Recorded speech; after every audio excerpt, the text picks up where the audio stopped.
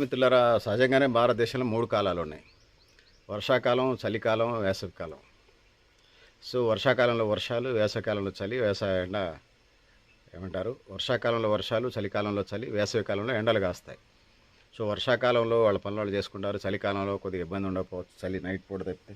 ముఖ్యంగా దక్షిణ భారతదేశానికి సంబంధించి ఉత్తర భారతదేశంలో ఇప్పుడు కొద్దిగా ఎక్కువ టెంపరేచర్స్ డౌన్లోనే ఉంటాయి.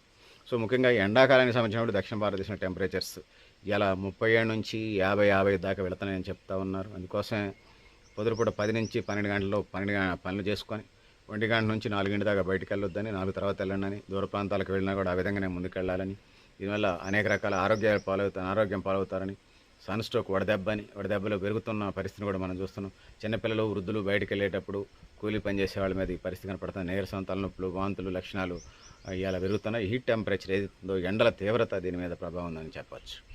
సో చెట్లు నరకటం, కాంక్రీట్ నిర్మాణాలు, నగరీకరణ, హీట్ ఐలాండ్ ఎఫెక్టు దేశం మీద ఉంది.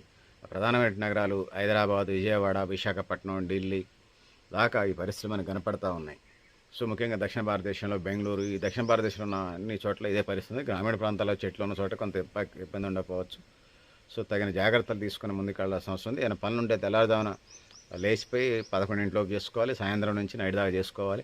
కొన్ని రాళ్ళు కొట్టుకునే వృత్తులు ఎండలో పనిచేయాల్సి ఉంటే కొద్దిగా టైమింగ్ పాటించాలి. ఉపాధి హామీ పనులకు సంబంధించి కూడా నియంత్రణలు పాటించాలి. ఇంకా స్కూల్స్ అయితే సెలవులు ఏప్రిల్ 23 నుంచి ఈవినింగ్ డేగా వస్తుంది. ఇప్పటికే 10th ఇంటర్ ఎగ్జామ్స్ అయిపోయినాయి. కొన్ని చోట్ల కొన్ని యూనివర్సిటీ డిగ్రీ ఎగ్జామ్స్ కూడా అయిపోయినాయి. పీజీ ఎంట్రన్స్లు పిల్లలు కోచింగ్ సెంటర్ నుంచి చేసుకుంటున్నారు. అవి మార్నింగ్ ఈవినింగ్ ఉంటాయి క్లాసులు. సో ప్లాన్ చేసుకోవాలి. అందుకోసం స్పెట్స్ పెట్టుకోవాలి. ఏదో ఒక స్పెట్స్ పెట్టుకోండి. వీలుంటే కూలింగ్ గ్లాసెస్ పెట్టుకునే ప్రయత్నం చేయండి. ఏదైతే ఉన్నదో కళ్ళజోడు పెట్టుకునే ప్రయత్నం చేయండి.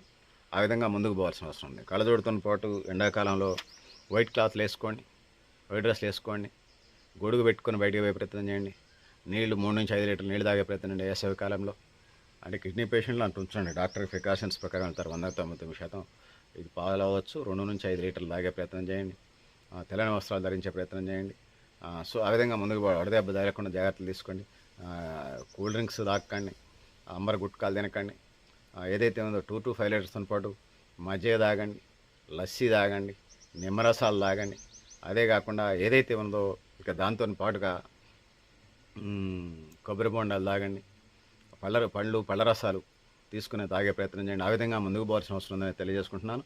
సో పెద్దలారా, మిత్రులారా, ఆ విధంగా ఎండ తీవ్రత నుంచి తగ్గించుకొని ఆ పనుల్ని అడ్జస్ట్మెంట్ చేసుకుని ముందుకెళ్ళండి. మీరు పెళ్ళిళ్ళు, ఫంక్షన్లు, మీ కార్యక్రమాలు, ప్రయాణాలు ఉంటాయి. అవి టైమింగ్ తీసుకునే ప్రయత్నం చేయండి. ఏమైనా రిజర్వేషన్స్ తీసుకొని నైట్ జర్నీలు, దూర ప్రాంతం వెళ్ళేటువంటి వాళ్ళు ట్రైన్లు అవకాశం ఉంటే నైట్ పూట జర్నీ ప్రయత్నం చేయండి. బస్సులు కూడా ఈవినింగ్ 5, 6 తర్వాత బస్సు ఎక్కితే తెల్లారిపాటికి ఆ ప్రాంతానికి, మీరు దూర ప్రాంతాలకు వెళ్ళేటప్పుడు, మీ దగ్గర ప్రాంతాలు 10 కిలోమీటర్ల నుంచి 50 కిలోమీటర్లు అయితే కొద్దిగా పొద్దుపూట సాయంత్రం ప్రోగ్రాంలు పెట్టుకోండి.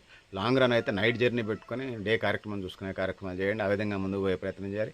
దాంతోపాటు తెల్ల వస్త్రాలతో పాటు ముఖానికి మాస్క్లు అవి కట్టుకొని ఆ ఎండ తీవ్రతను తగ్గించే కార్యక్రమం చేయండి. నల్ల బట్టలు కాకుండా తెల్ల బట్టలు వేసుకునే కార్యక్రమం చేయండి.